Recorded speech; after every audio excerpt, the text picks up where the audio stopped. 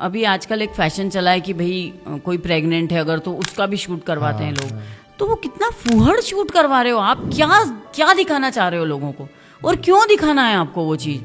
आपको इतना बड़ा पेट क्यों दिखाना है लोगों को? ये सब कितनी पर्सनल चीजें हैं ना। भगवान ने कितना सुंदर बनाया है नारी को, उसको प्रकृति की रचना करनी है, संसार को आगे बढ़ाना है, और आप उसको ऐसा तमाशा करके दिखा रहे हो। क्यों दिखा रहे हो आप? भगवान ने आदमी और महिला इन दोनों के एक अलग जिम्मेदारियां तय की हुई है, तो हमको इस प्रकृति को आगे ले जाना है। अगर हम हर चीज में सोचेंगे महिलाएं कि नहीं हमको आदमी की बराबरी करनी है, तो फिर कहाँ जाएगा ये समाज? अगर आप किसी डांस में या डिस्को में जाते हैं तो वहाँ पे कपल एंट्री क्यों होती है? क्योंकि अगर महिला एक आदमी के साथ रहेगी तो वहाँ पे नॉनसेंस होने के चांसेस नहीं है। अगर महिला ही नॉनसेंस करने लगेगी तो फिर ये समाज कैसे चलेगा?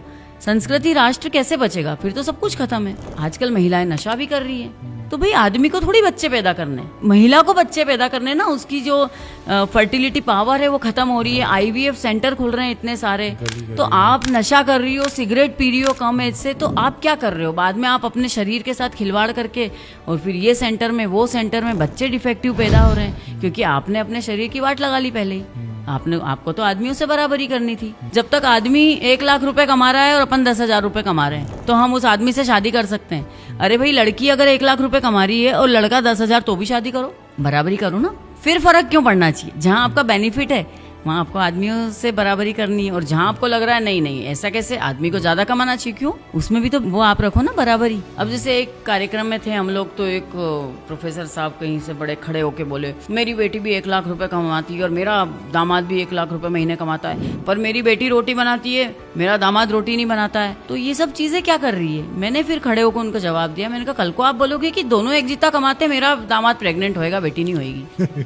आप बराबरी कैसे कर सकते हो ना? कुछ चीजों में नहीं कर सकते हो आप बराबरी। परिवार के लिए अगर हम रोटी बना रहे हैं तो ये हम प्रेम से बना रहे हैं। प्रतियोगिता नहीं चलती। परिवार क्यों होता है? प्रतियोगिता बाहर होती है, परिवार के बाहर प्रतियोगिता चलती है। अगर आप रोटी बना रहे हो तो उसमें आप ये मत सोचो कि नहीं नहीं मैं भी इतना कमा रही हूँ, ये तो फिर ईगो हो गया आपका। परिवार के लिए अगर आप बना रहे हो, बच्चों के लिए बना रहे हो, तो आप ये अपना कुटुंब आगे बढ़ा रहे हो ना।